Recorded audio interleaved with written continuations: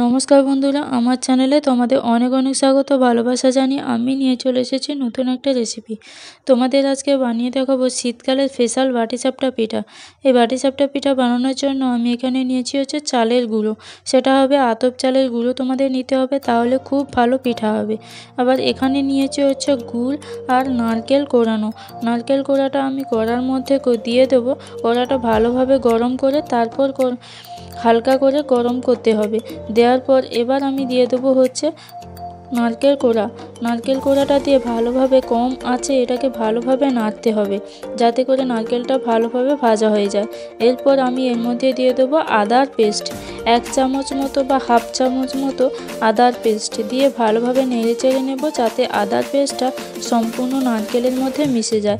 এরপর দিয়ে দেবো গুড়টা ভালোভাবে নারকেলের মধ্যে মিশিয়ে দেবো। যখন কিন্তু মেশাবে তখন কিন্তু গ্যাসের তাপটা লোতেই রেখেই মেশাবে, নাহলে পুড়ে যাওয়ার সম্ভাবনা থাকে।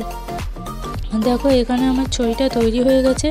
এবার আমি যে চালের গুঁড়োটার মধ্যে যে মেশাবো সেটা হচ্ছে হাফ চামচ মতো বা 1 কাপ মতো, বড় চামচের 1 চামচ হলে ময়দা, আর না হলে কাপে হলে হাফ কাপ মতো ময়দা।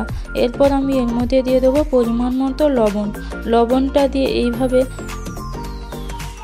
অল্প অল্প করে জল দিয়ে আমি হাতা দিয়ে ভালোভাবে নাড়তে থাকবো, যাতে একটা তৈরি হয়ে যায়, একটা ব্যাটার তৈরি হয়ে যায়। একটু মোটাও যেন না হয়, একটু পাতলাও যেন না হয়, সেই মতো অনুযায়ী তোমাদের হাতা দিয়ে এইভাবে নাড়তে নাড়তে দেখে নিতে হবে এটা মোটা হয়েছে না পাতলা হয়েছে। এবার দেখো হাতা দিয়ে নাড়তে নাড়তে আমি দেখে দিচ্ছি এটা হয়েছে কিনা। তো একসঙ্গে অনেকগুলো জল ঢালতে যাবে না, তাহলে হয় পাতলা হয়ে যাবে, তাহলে তোমাদের ব্যাটারটা তৈরি করে পারবে না। এবার দেখো হাতা দিয়ে আমি নেড়ে চেড়ে নিচ্ছি, তো পাতলাও হবে না মোটাও হবে না, সেই মতো অনুযায়ী তোমরা ব্যাটারটা কিন্তু তৈরি করবে। এবার দেখো একটা ফ্রাইং প্যানের মধ্যে আমি অল্প একটু তেল ব্রাশ করে আমি এই ব্যাটারটা এর মধ্যে ঢেলে দিচ্ছি। দেওয়ার পর আমি চারপাশটা সুন্দরভাবে ঘুরিয়ে নিচ্ছি। এবার দেখো সম্পূর্ণটা ঢেলে দেওয়ার পর এবার দেখো মাঝখানে বেশ ছিদ্র ছিদ্র হয়ে গেছে, তার মানে ব্যাটারটা বানানো খুব ভালো হয়েছে। এবার আমি এর মধ্যে দিয়ে দেবো ছই, মাঝখানটা ছই দিয়ে এইভাবে আমি মুড়ে নেব। মুড়ে নেওয়ার পর ফোল্ড করে সুন্দর করে মুড়ে নেওয়ার পর আমি এগুলোকে প্রত্যেকটা এই সেম পদ্ধতিতে বানিয়ে আমি এগুলোকে তুলে নেব। আমি সেম পদ্ধতিতে আবার একটা তৈরি করে নিচ্ছি। এইভাবে প্রত্যেক সময় তোমরা কিন্তু তেলটা ব্রাশ করে তারপর তৈরি করবে। এবার আমি সেম পদ্ধতিতে আবারও লাগিয়ে নেওয়ার পর এইভাবে ব্যাটারটা দিয়ে এইভাবে ছইটার মাঝখানে বসিয়ে আমি বেশ কয়েকটা বানিয়ে নেব।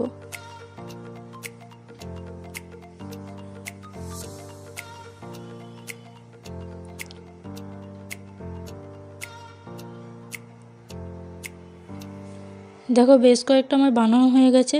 আর যে ব্যাটারটা অল্প ছিল তার মধ্যে আমি গুড় মিশিয়ে দেব, যাতে গুড়ের একটা তৈরি হয়, তার জন্য আমি অল্প পরিমাণ এর মধ্যে গুড় মিশিয়ে, দেখো কালারটা বেশ সুন্দর এসছে। এবার গুড় মিশিয়ে এখানে কিন্তু আমি কোনো ফুড কালার ইউজ করিনি, শুধুমাত্র গুড় দিয়েই এটা তৈরি করব। এবার সেম পদ্ধতিতে আমি ফ্রাইং প্যানে তেল ব্রাশ করে আমি ওর মধ্যে ব্যাটারটা দিয়ে দেবো। ব্যাটারটা দিয়ে এইভাবে ঘুরিয়ে আমি সবকটা মিশিয়ে নেব। মিশিয়ে নেওয়ার পর দেখো ফ্রাইং প্যানে সব জায়গায় লেগে যাওয়ার পর আমি ছইটা এর মধ্যে দিয়ে দিচ্ছি। দিয়ে আমি আবারও সেম পদ্ধতিতে এইভাবে ফোল্ড করে মুড়ে আমি এগুলোকে তুলে নেব। বেশ কয়েকটা আমি এইভাবেই বানিয়ে নিচ্ছি।